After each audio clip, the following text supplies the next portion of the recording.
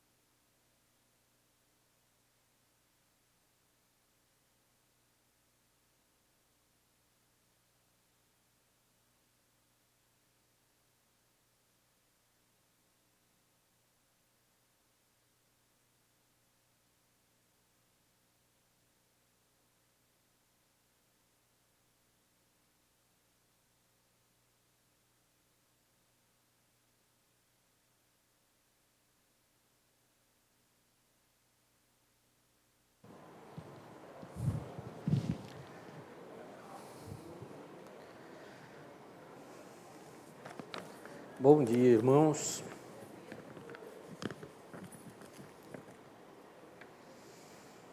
Vamos começar com uma oração.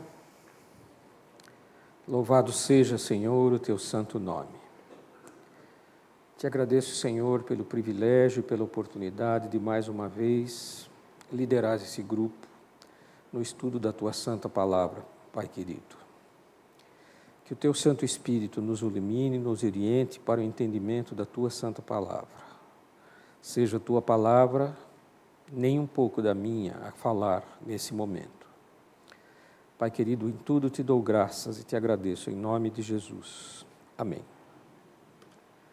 Hoje deveria estar com vocês o reverendo Donaldo. Porém, o reverendo Donaldo teve um compromisso de família, ele estava aqui até agora há pouco, e cabe a mim tentar substituí-lo. Obviamente, um leigo substituir um clérigo é complicado. Normalmente, lé com lé, cré com cré. Mas vou tentar. Na nossa sequência de estudos, de afirmações difíceis da Bíblia, cabe-nos hoje falar sobre um pecado imperdoável. Como um pecado imperdoável? Como um pecado imperdoável? Jesus não nos lava de todos os pecados? Então, como assim um pecado imperdoável? Como assim? Como eu vira um pecado imperdoável? Tem? Blasfemar contra o Espírito Santo é o pecado imperdoável. Mas Jesus não lava a gente de todos os pecados? Como? Nós estamos blasfemando, eu não acreditamos em Jesus. É mais ou menos por aí, sim. Não seria a nossa grande esperança que, pela fé, Jesus nos justifica, nos perdoa e nos purifica de todos os pecados? Não é isso que nós aprendemos o tempo todo, em toda a nossa trajetória cristã, que Jesus, o Salvador, nos lava de todos os pecados? Mas como o próprio Salvador, Ele mesmo, nos ensina que há um pecado imperdoável? Ele mesmo nos ensina isso. Quais são os versículos base que nós vamos usar para o nosso estudo de hoje? Eita. 1 João, capítulo 1, versículo 7. Mas se andarmos na luz como Ele na luz está, temos comunhão uns com os outros. E o sangue de Jesus Cristo, seu Filho, nos purifica de todo, estou fazendo uma pausa aqui, todo o pecado. 1 João 9, 2 versículos depois. Se confessarmos os nossos pecados, Ele é fiel e justo para nos perdoar os pecados e nos purificar de toda a injustiça. Mais que isso. Apocalipse 1:5. O mesmo João falando. E da parte de Jesus Cristo, que é a fiel testemunha, o primogênito dentre os mortos e o príncipe dos reis da terra, aquele que nos amou e em seu sangue nos lavou dos nossos pecados. E finalmente, Colossenses 2, 13 e 14. Aí é Paulo nos falando. E quando vós estáveis mortos nos pecados e na incircuncisão da vossa carne, vos vivificou juntamente com Ele, perdoando-vos todas as ofensas, havendo riscado a cédula que era contra nós nas suas ordenanças, a qual de alguma maneira nos era contrária, era a nossa dívida, e a tirou do meio de nós, cravando-a na cruz com Ele. O sangue de Jesus, derramado na cruz, lava todos os nossos pecados, todas as nossas injustiças.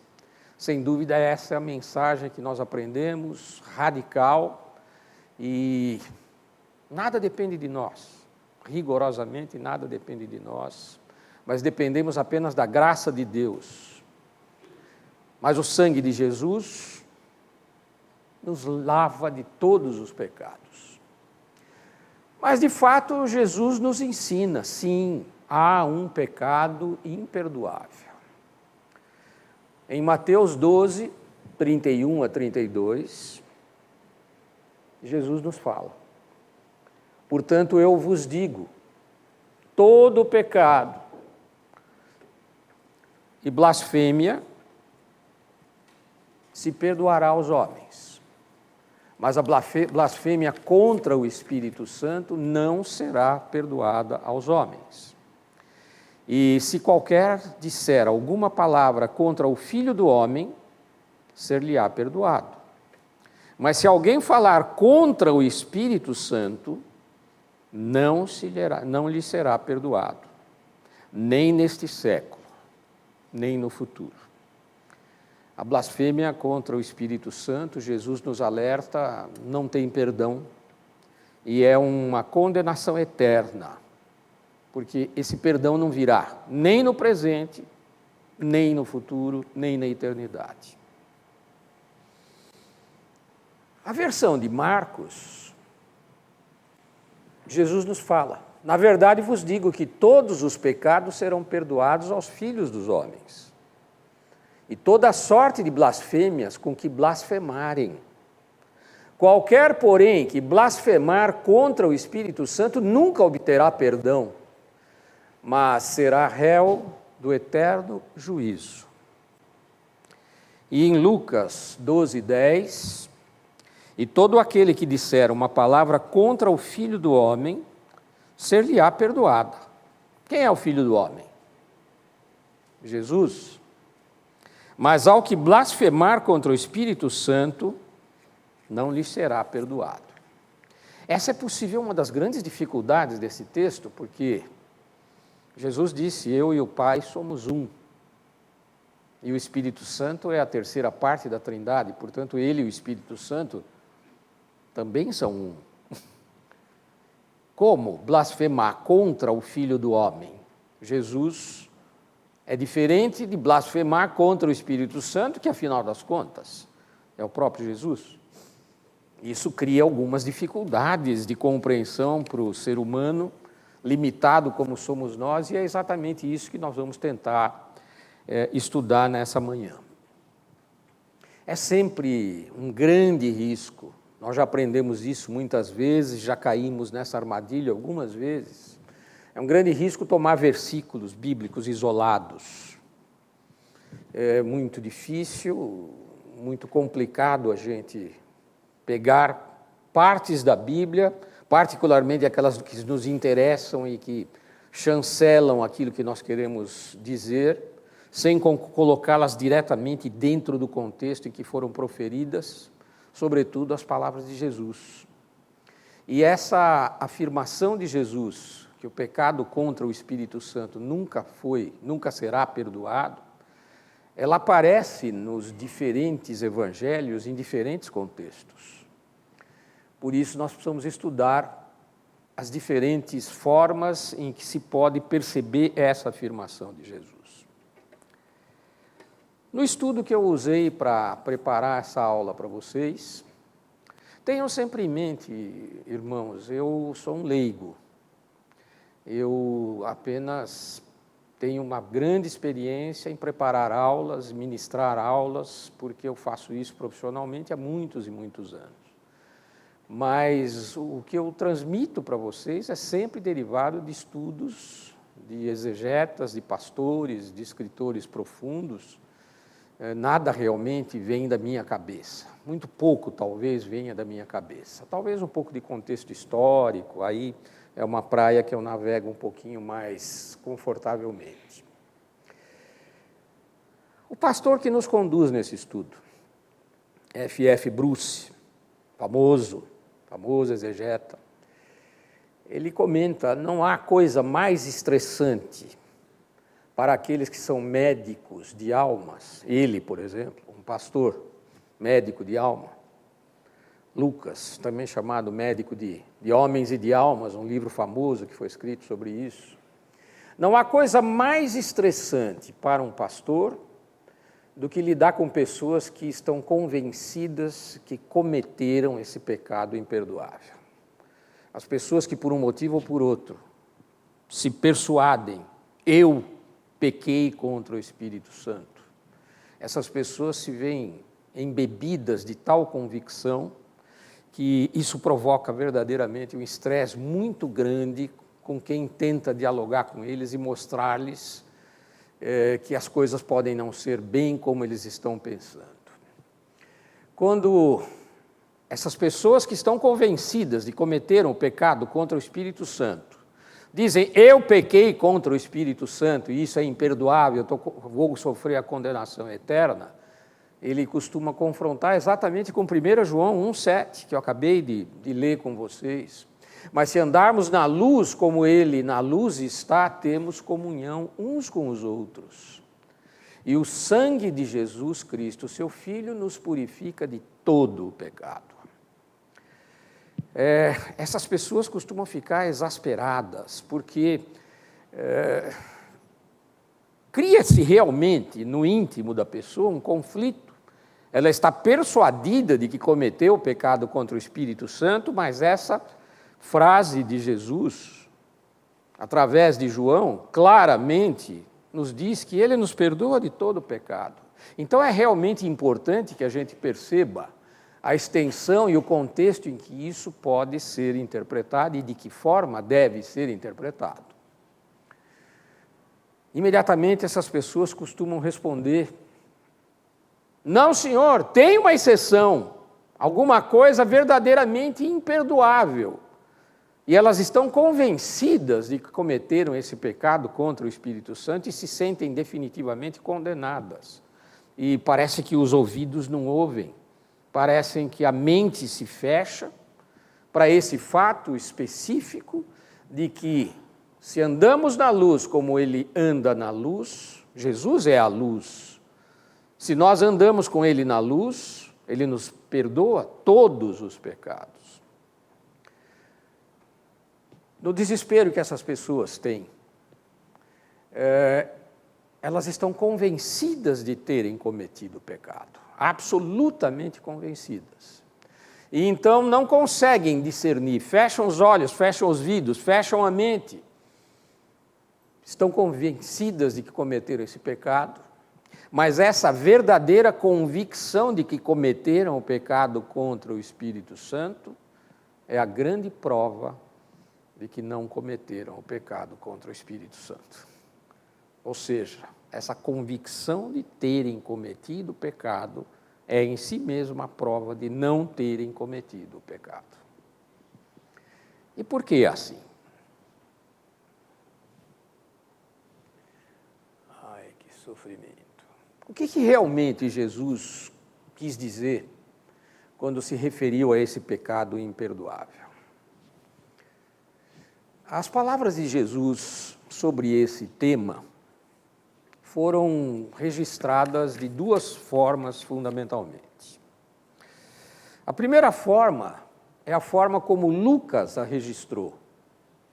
Lucas registrou a questão do pecado contra o Espírito Santo num contexto de várias afirmações acerca do Filho do Homem e acerca do Espírito Santo ele mesmo. Isso está em Lucas 12, 10. Já o registro de Marcos aparece no meio de um contexto narrativo mais amplo. E isso está em Marcos 3, 28 e 29.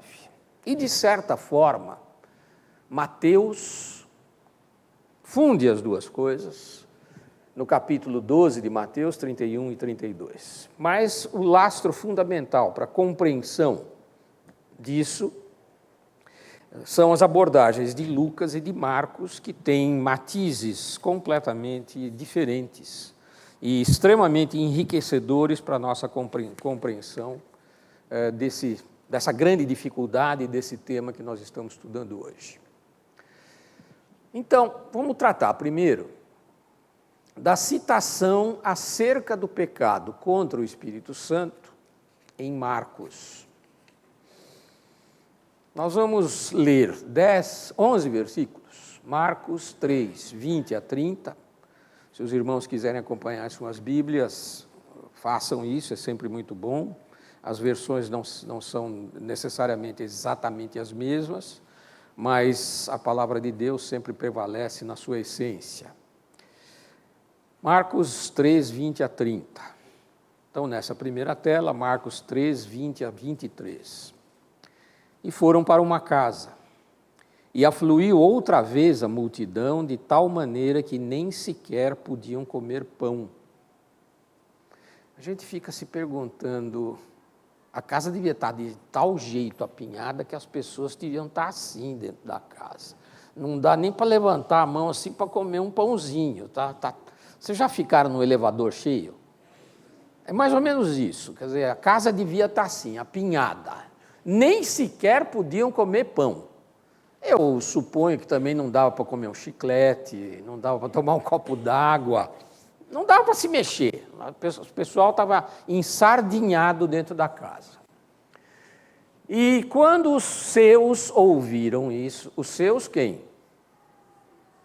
Os discípulos de Jesus, provavelmente os 12 e aqueles que formavam o seu entorno mais próximo, os seus ouviram isto e saíram para o prender, porque diziam, ele está fora de si. Pessoal, Jesus devia ter alguns momentos de tal êxtase espiritual que ele parecia fora de si.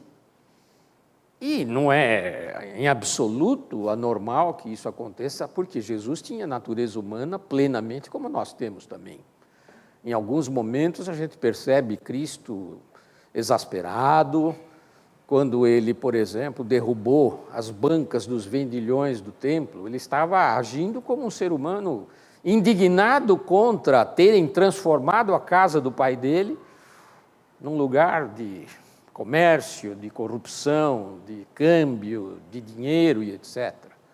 Nesse momento, possivelmente, os irmãos percebessem que ele estava assim exaltado, porque estava curando pessoas endemoninhadas, extraindo, expelindo demônios, dando ordens provavelmente ostensivas contra os demônios que tomavam as pessoas. ele parecia em estado de verdadeira exaltação, está fora de si, precisamos prendê-lo. O afluxo das pessoas é tal que isso aqui pode criar uma situação de insegurança. E os escribas, que desceram de Jerusalém, uma série de escribas, ouvindo falar de Jesus e do crescimento do seu ministério, saíam de Jerusalém e iam para onde Jesus estava para tentar percebê-lo pessoalmente, entendê-lo pessoalmente, participar pessoalmente do que ele estava fazendo. Afinal das contas, havia na cabeça de todo mundo um grande ponto de interrogação acerca de quem realmente era aquele homem, aquele rabi que estava movendo multidões. E os escribas que tinham descido de Jerusalém, olhando para aquele momento possivelmente de êxtase de Jesus, disseram: tem Beelzebu. Beelzebu era uma divindade cananeia, não necessariamente Satã, mas era uma divindade cananeia do mal, maligno.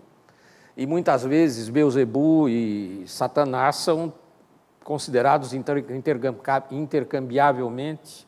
Isso não é uma precisão histórica, mas com o passar dos anos, quando se fala de Beelzebu, provavelmente você está se referindo, na verdade, a Satanás. Ele tem Beelzebu, e pelo príncipe dos demônios expulsa os demônios. Portanto, os próprios escribas já estavam fazendo associação daquela divindade cananeia, Beelzebu, com Satanás. É pelo poder de Satanás que ele expulsa os demônios. E chamando-os a si, aí Jesus chamou os escribas a si e disse-lhes por parábolas. Ele continuava indignado, pessoal. Como pode Satanás expulsar Satanás? Seguindo, Marcos 23, 24, 27. E se um reino se dividir contra si mesmo, tal reino não pode subsistir. Vocês estão ficando loucos. Como o bem pode ser provocado pelo mal? E se uma casa se dividir contra si mesma, tal casa não pode subsistir. E se Satanás se levantar contra si mesmo e for dividido, não pode subsistir. Antes, tem um fim. Ninguém pode roubar os bens de um valente entrando na sua casa, se primeiro não manietar esse valente, e então, depois de ter feito isso, roubará a sua casa. Jesus parecia indignado. E mais que isso, 28 a 30, na verdade eu vos digo que todos os pecados serão perdoados aos filhos dos homens, e toda sorte de blasfêmias com que blasfemarem. Qualquer, porém, que blasfemar contra o Espírito Santo nunca obterá perdão, mas será réu do eterno juízo. Porque os escribas diziam, ele tem espírito imundo. Na verdade, Jesus estava manifestando a plenitude de Deus, a lei suprema de Deus, praticando o bem. Ele era o próprio Deus. Ele era a luz que veio ao mundo. E, no entanto, vinham os escribas aferrados aos credos antigos do judaísmo, e simplesmente olhando para um homem que estava fazendo bem, livrando pessoas de demônios, acusavam-no de ser, na verdade, possuído por um demônio, e ele estava praticando o bem a partir do mal. É basicamente dizer, essa luz não é luz, isso é treva. E Jesus se indignou contra isso. Isso não é luz, é treva. Mas se andarmos na luz, junto com Ele, Ele nos perdoa todos os pecados. Ele era a luz. A luz veio ao mundo. E a luz, quando confrontada com uma acusação de que, na verdade, Ele era treva, se sentiu indignado. Jesus se dirigiu diretamente aos escribas de Jerusalém nesse contexto, porque, na verdade, eles estavam deliberadamente atribuindo a ação do Espírito Santo ao poder de demônios. E essa realmente é a blasfêmia imperdoável. Os escribas deliberadamente diziam que a ação que era, na verdade, uma ação do Espírito Santo, estava sendo produzida pelo poder de Satanás. Isso deixou Jesus verdadeiramente indignado, porque ele disse: quem fizer isso, esse não tem perdão. Para todo pecado de blasfêmia, qualquer que seja ele, ou para qualquer injúria, o perdão está sempre disponível na Bíblia.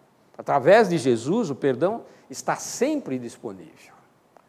Porém, existe uma questão fundamental para que esse perdão de fato alcance uma pessoa que pecou. Trata-se do arrependimento do pecador. O arrependimento, hoje o reverendo Ricardo nos falou exatamente disso. Confissão leva ao arrependimento, arrependimento leva ao perdão. E o conjunto disso tudo nos leva à salvação. No caso da blasfêmia, dessa blasfêmia praticada pelos escribas contra o Espírito Santo, não haveria perdão. Mas, e se esse que cometeu a blasfêmia, a injúria contra o Espírito Santo, vier a se arrepender dessa injúria e dessa blasfêmia contra o Espírito Santo? Será que assim mesmo não haveria perdão para esse pecado? Esse é o ponto, é a linha divisória realmente que nos preocupa no estudo desse pecado. A natureza desse pecado é tal que quem comete esse pecado nunca se arrepende. E não se arrepende e persiste nele, simplesmente pelo fato de que não sabe que está cometendo esse pecado. Ou seja, é absolutamente impossível, inviável para alguém que comete esse pecado arrepender-se dele, porque simplesmente não se dá conta disso. Ou seja, são pessoas que têm a mente e o coração endurecidos contra a ação do Espírito Santo, contra a Trindade e a soberania de Deus. É impossível se arrepender. Vamos pensar na pessoa de Paulo. Quem era Paulo antes de se converter? Paulo era um doutor da lei, discípulo de Gamaliel, profundo estudioso, com conhecimento teológico profundíssimo. Nós temos a convicção disso a partir do momento em que a gente estuda os escritos de Paulo e os atos que envolvem a pessoa de Paulo. Ele era um dos humanos, teólogos mais profundos do judaísmo. Paulo não cria em Jesus. Paulo, na verdade, mais do que não crer em Jesus, perseguia os cristãos. Aos olhos de Paulo, os cristãos eram blasfemos, porque estavam entronizando ao lado do Deus Todo-Poderoso um ser humano de carne e osso, que era Jesus da Galileia. E ele considerava que os cristãos, sim, estavam blasfemando contra Deus, colocando Jesus como um usurpador no lugar de Deus, na sua fé. Então, Paulo cometeu uma quantidade infindável de pecados contra o Espírito Santo, simplesmente porque os olhos dele estavam vendados contra a compreensão de que o Filho de Deus era da própria essência de Deus. Paulo estava pecando terrivelmente, mas Paulo, de fato, agia pela descrença e pela ignorância até esse momento. E, afinal, quando os seus olhos se abriram, ele se arrependeu e teve, então, o seu pecado perdoado.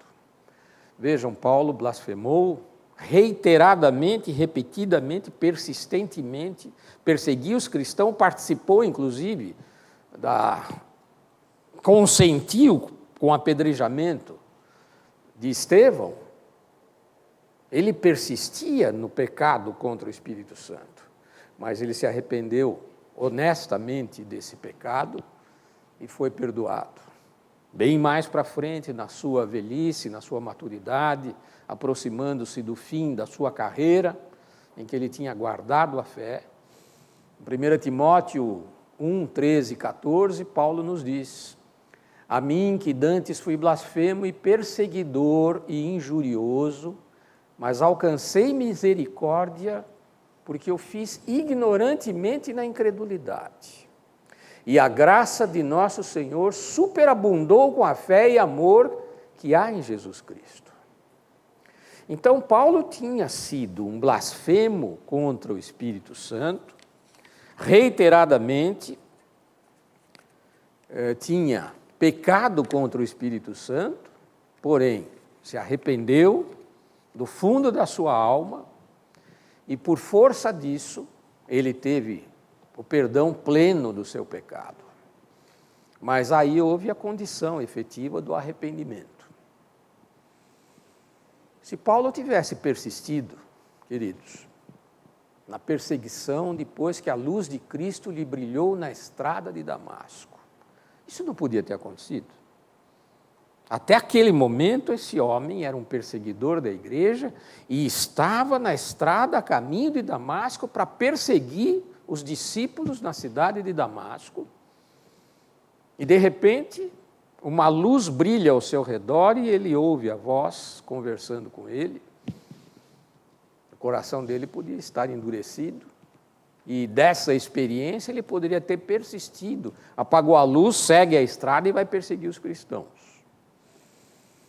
Veja, então ele teria nesse momento, de fato, incorrido nesse pecado eterno.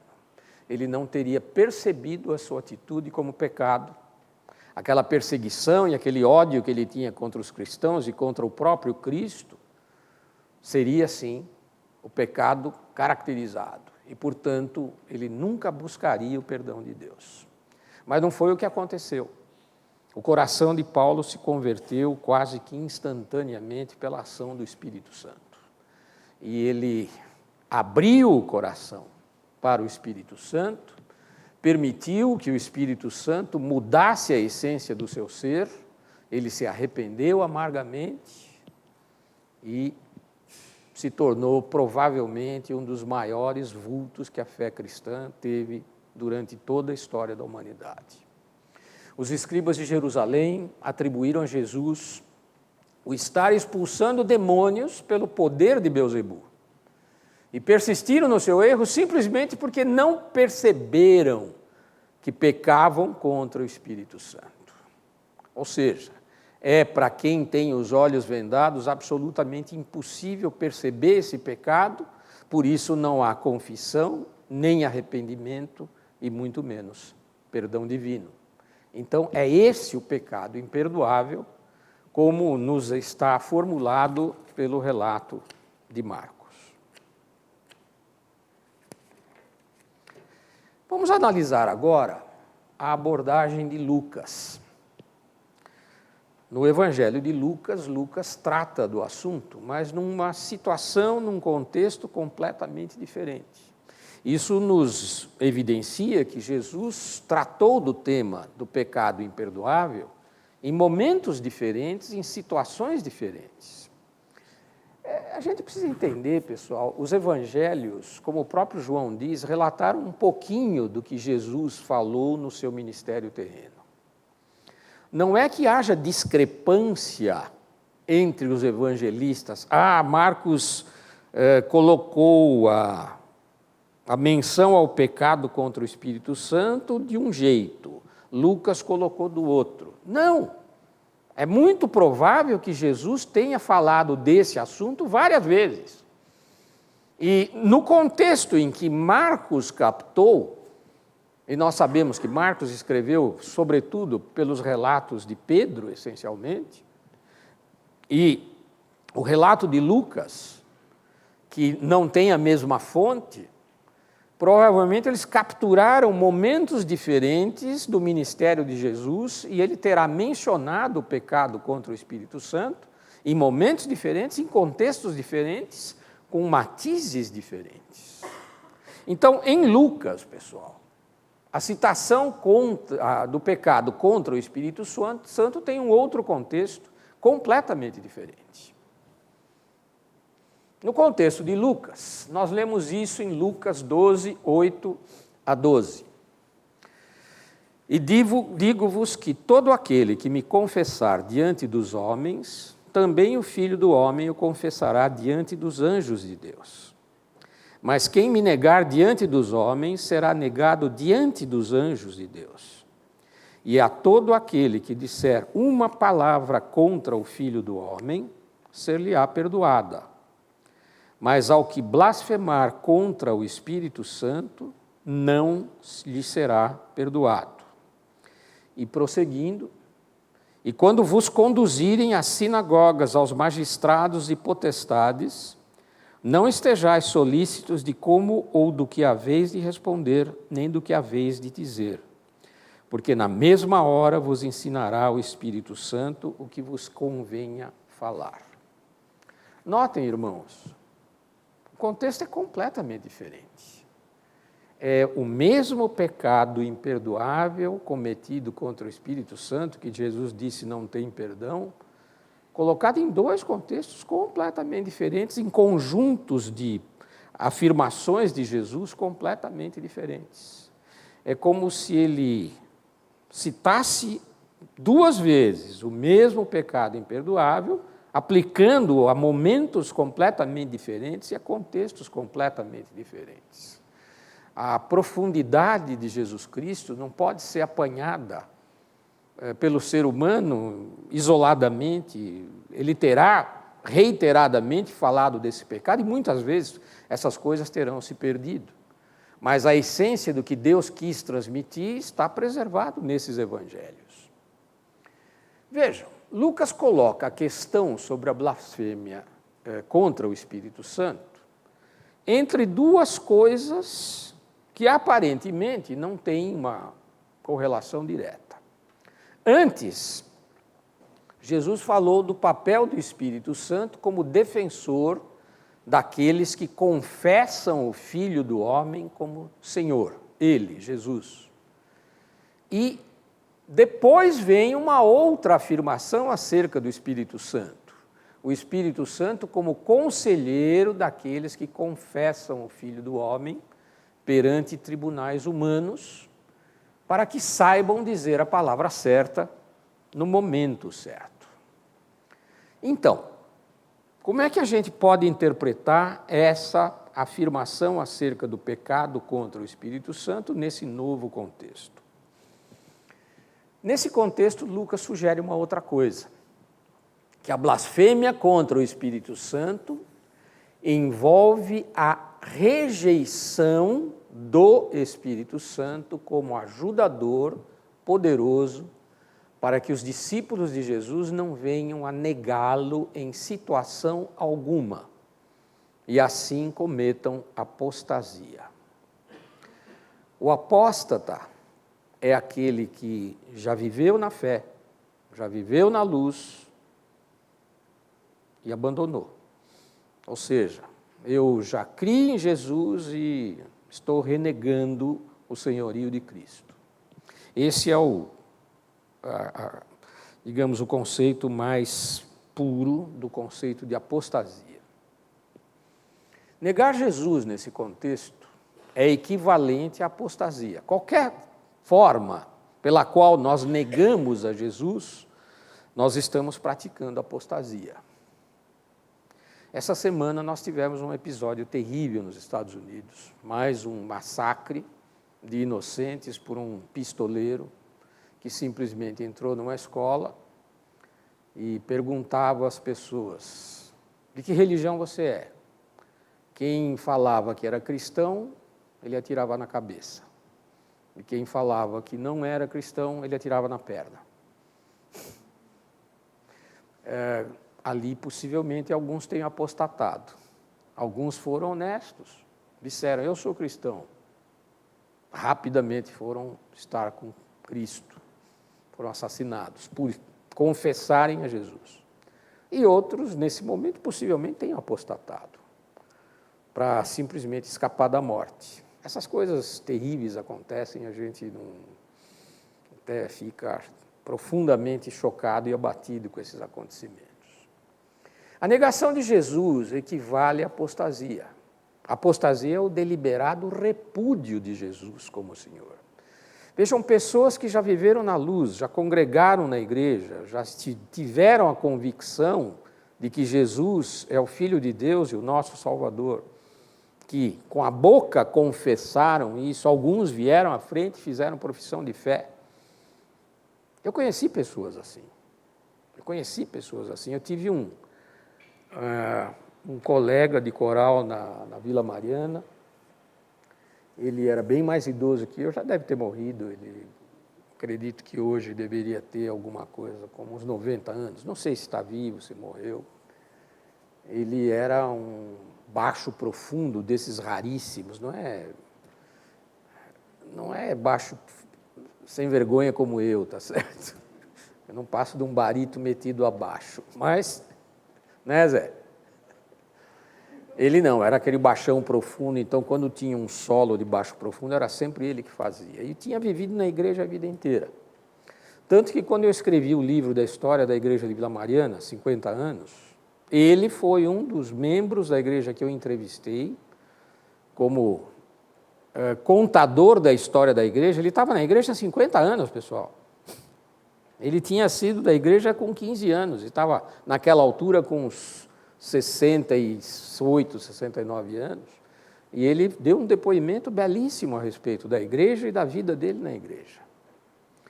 Há 3 anos atrás, pediram para eu escrever a extensão do livro até 70 anos. E eu tomei conhecimento, conversando com os irmãos daquela igreja, que ele simplesmente tinha apostatado e que frequentava agora um terreiro de candomblé.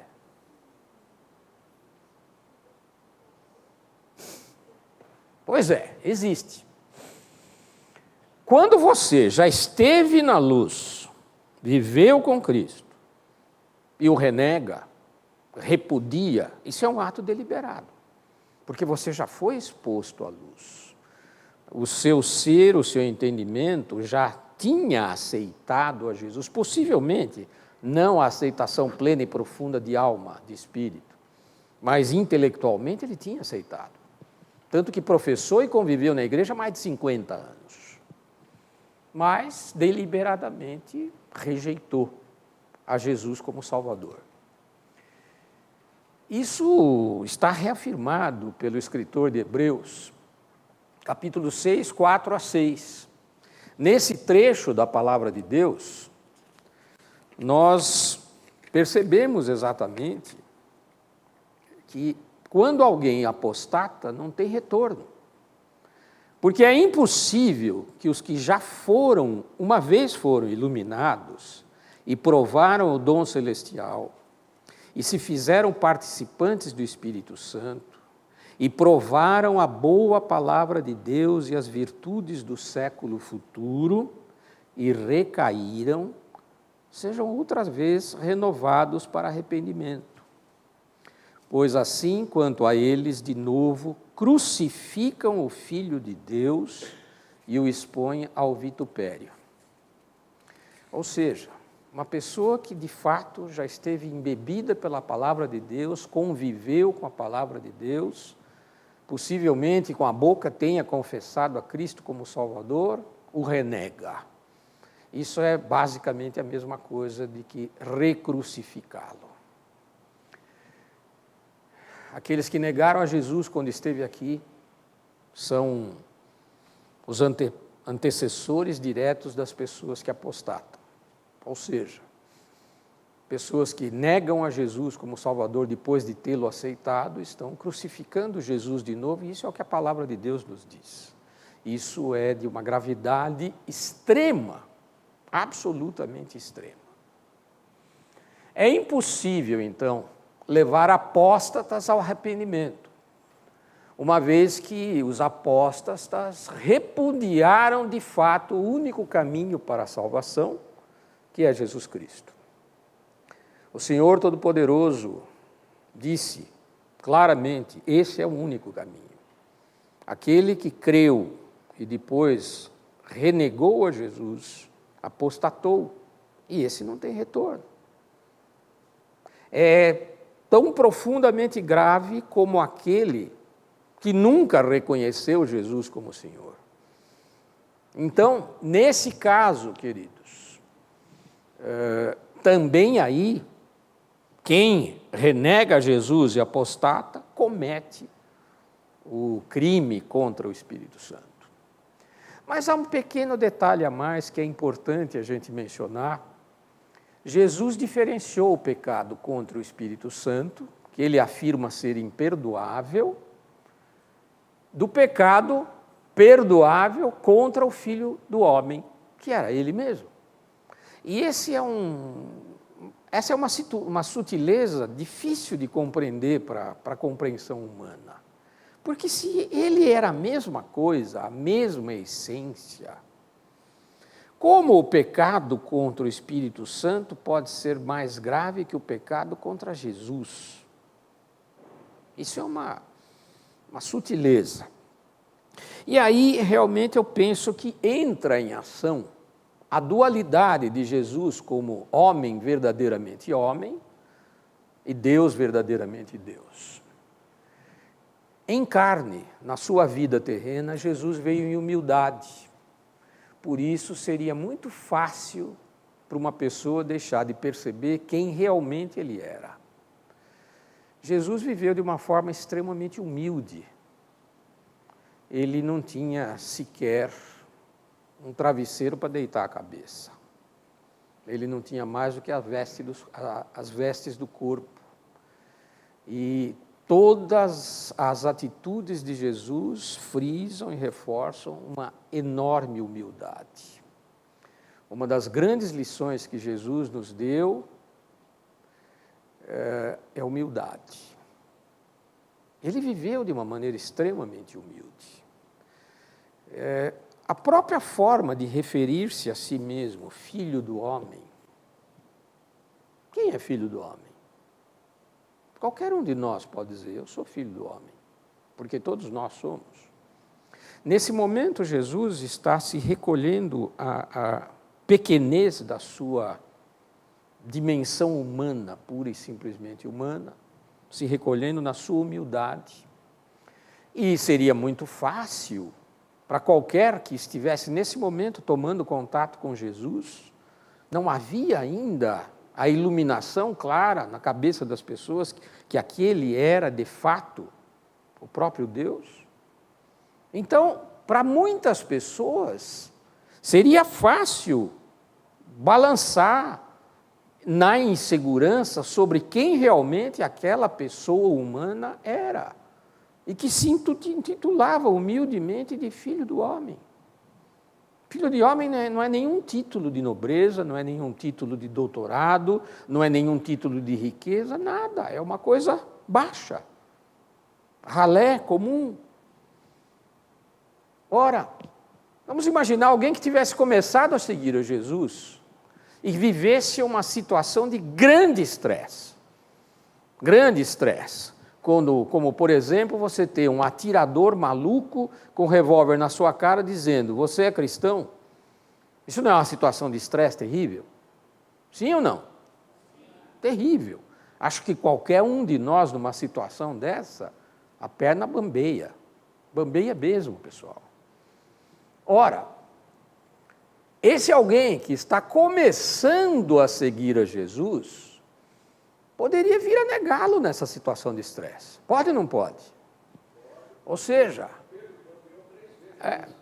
essa fraqueza humana seria, do ponto de vista de Jesus, perdoável. Ele estava falando da sua dimensão humana, mostrando profunda compreensão do miserável do ser humano. Ele estava, nesse momento, falando da miséria do ser humano, que ele era também. Vamos pensar na história de Pedro. Pedro já não era um noviço, ele já estava convivendo com Jesus há uns bons 3 anos. Ele era considerado o mais arroubado das pessoas que cercavam a Jesus. Ele tinha confessado, tinha sido o primeiro a dizer, tu és o Cristo, o Filho do Deus vivo, isso em Cesareia de Filipos. Ele tinha sido o primeiro a confessar com a própria boca que aquele era o Filho de Deus, era o Cristo, o Messias. Poucas horas antes, ele tinha tentado defender Jesus no Getsemane com a própria espada, cortando a orelha do servo do sacerdote. E, no entanto, quando Jesus foi preso, estava provavelmente na fortaleza Antônia, passando pelos primeiros momentos do julgamento, sendo cuspido, chutado, agrilhoado. Pedro foi confrontado 3 vezes com o questionamento: tu és um deles? Não sou. Sim, você era um deles. Não sou. E 3 vezes ele negou a Jesus. E o Evangelho de Lucas relata que Jesus se virou para ele. Só virou. Só olhou. O que aconteceu com Pedro naquele momento? Pedro podia ter simplesmente fechado o coração. Mas, o que aconteceu com Pedro? Para o discípulo de Cristo, o auxílio do Espírito Santo está sempre disponível no momento de confessar a Jesus como Salvador perante os homens. Veja, no momento em que a gente passa por esse estresse e seja induzido até fazer a negação de Cristo, nesse momento o Espírito Santo está presente para nos fortalecer e nos dar a palavra que devemos falar perante o tribunal humano, ou perante os acusadores humanos, ou perante um atirador maluco. Então, aí é que está a questão de você estar com Cristo ou verdadeiramente não estar com Cristo. Quando alguém rejeita a ajuda do Espírito Santo, no momento dessa negação e dessa queda, na verdade está denegando a fé, provavelmente nunca teve, e está apostatando. Pedro podia ter denegado a fé e apostatado. Mas o que aconteceu? Ele praticou esse pecado imperdoável? Não. O que aconteceu com Pedro está em Lucas 22, 59 a 62. E passada quase 1 hora, um outro afirmava, dizendo: também este verdadeiramente estava com ele, pois também é galileu. E Pedro disse: homem, não sei o que dizes. E logo estando ele ainda a falar, cantou o galo. E virando-se o Senhor, olhou para Pedro. E Pedro lembrou-se da palavra do Senhor, como lhe havia dito: antes que o galo cante, hoje me negarás 3 vezes. E saindo Pedro para fora, chorou amargamente. Nesse momento, o Espírito tomou conta da pessoa de Pedro, levou à imediata confissão, ao arrependimento e, consequentemente, ao perdão. Então, queridos, em Marcos, o pecado imperdoável contra o Espírito Santo envolve, na verdade, fechar os olhos deliberadamente para a luz e, consequentemente, atribuir o bem ao poder do mal. E, em Lucas, o pecado imperdoável contra o Espírito Santo significa a negação de Jesus como Senhor e o único caminho para a salvação, o que significa apostasia.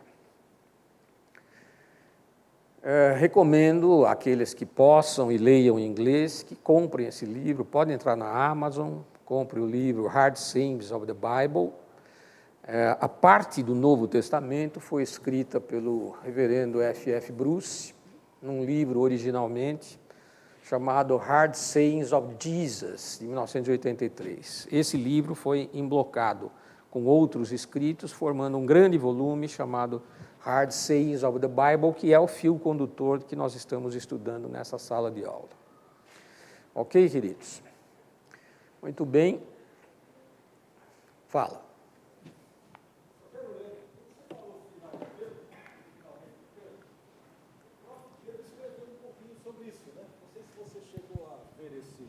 A ler esse versículo antes. aqui em 2 Pedro, só confirmando isso, né? Não li. 2 Pedro 2, 20... Algum dia eu li, mas não hoje. Mas é interessante, o Pedro fala, portanto, ele está discorrendo antes aqui sobre isso, né?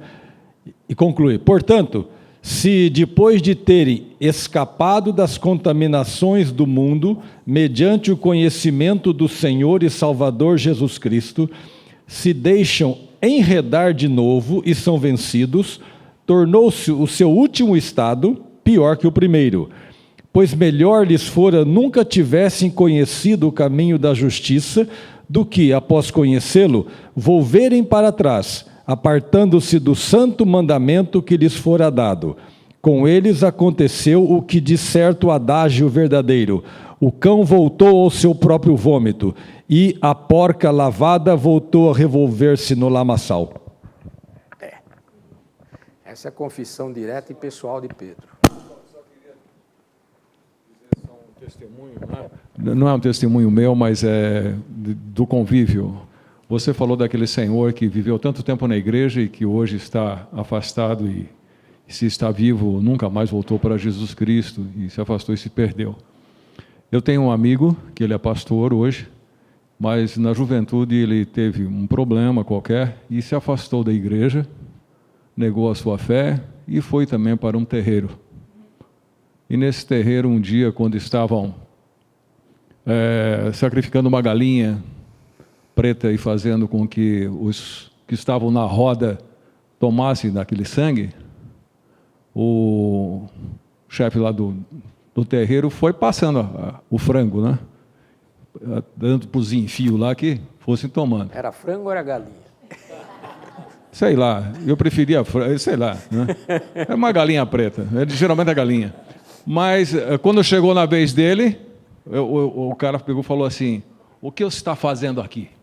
Você não pertence a isto aqui, não. Passou para o outro e foi embora. Naquele momento, ele teve a mesma, acho que, visão de Pedro, né? Ele falou assim: meu Deus, o que estou fazendo aqui? Saiu, se arrependeu, voltou para a igreja, acabou fazendo um curso intensivo de teologia, pastor, lá no litoral. Você vê como o Espírito Santo pode agir, né? Através de um chefe de terreiro. Muito bem, irmãos. Agradeço a atenção de vocês. Dona Lígia, a senhora podia fazer a oração de encerramento?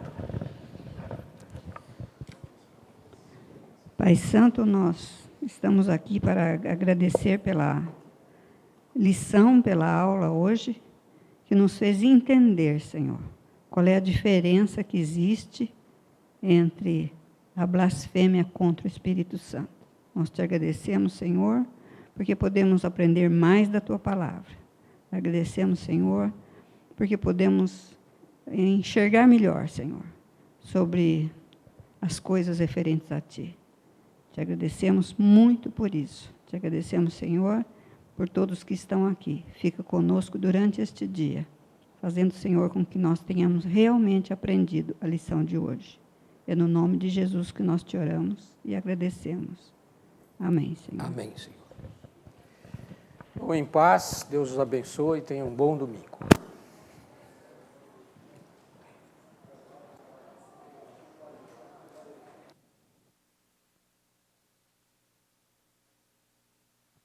Rogério precisa trocar a bateria do lapela. Ele aguenta?